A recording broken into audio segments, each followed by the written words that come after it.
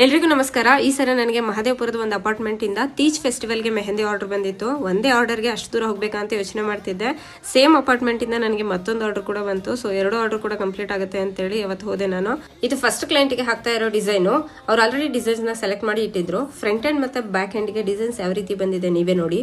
Next ಅದೇ apartment ಅಲ್ಲಿದ್ದ ಇನ್ನೊಂದು ಫ್ಲಾಟ್ ಇಂದ ನನಗೆ ಆರ್ಡರ್ ಬಂದಿತ್ತು. ಈ ಕ್ಲೈಂಟ್ ಬಂದು she is very good in macrame and mental art. ಅದಕ್ಕೆ ಒಂದಷ್ಟು ವಿಡಿಯೋ ಬೈಟ್ಸ್ ನ ತಗೊಂಡಿದ್ದೀನಿ. ಇಲ್ಲಿ ನೋಡಿ ಪುಟಾಣಿ ಗಣಪತಿ ಪಪ್ಪ ಎಷ್ಟು ಚೆನ್ನಾಗಿ ಕಾಣಿಸ್ತಿದೆ ಅಂತೇಳಿ. And she is very friendly.